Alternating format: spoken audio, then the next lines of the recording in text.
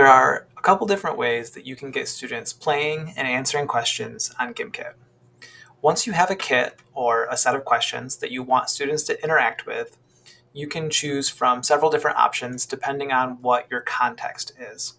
So if you are in a room with students ready to facilitate a game, you can choose to play live.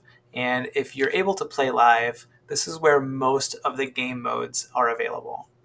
So for a live session, you can choose the kit that you want to use, find the green Play Live button on the right-hand side of that kit, and then choose your game mode. So we have a lot of different game modes to choose from.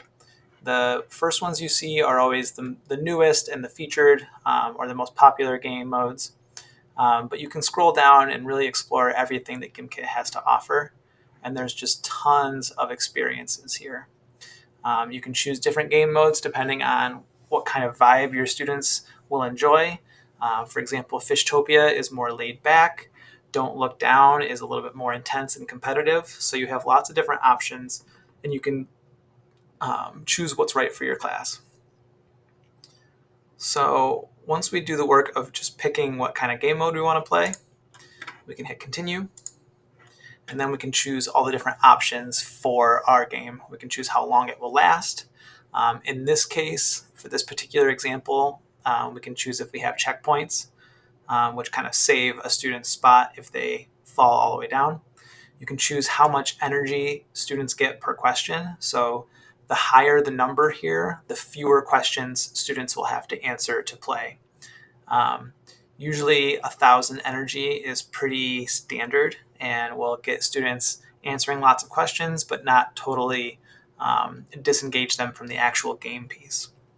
If you have classes set up, you could choose which class you want to play, and then you don't have to worry about students typing in a name. Or if you don't have classes, but you still don't want students to type in their names, you can use a nickname generator, which will automatically give them kind of a silly nickname. Once you're all set, you can hit continue, and the game will launch, and you'll display it on the board so students can go to gimkit.com/join and type in whatever code there is for the game. So that's playing live. That's a really great experience, and all of those game modes were available for live play.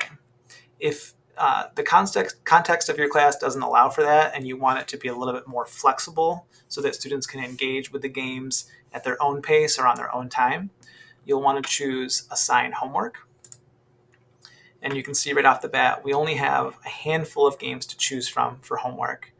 But we still have 4 choices, and they're all pretty engaging choices.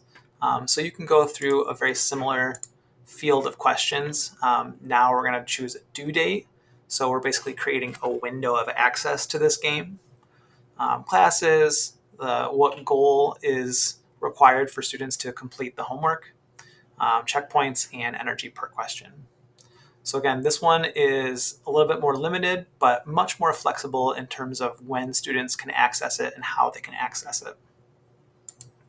And then the final option I'll show you, if you click on any kit, you'll see that there's a practice option right here. So this is very basic, straightforward question answering. But what's nice about this is you don't have to worry about setting a due date or anything like that. You can just give students this link and it'll always take them right to this question space.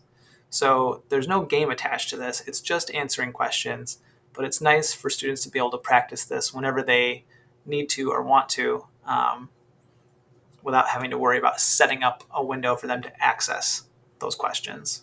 So practice link takes them straight to the questions. They can access it anytime.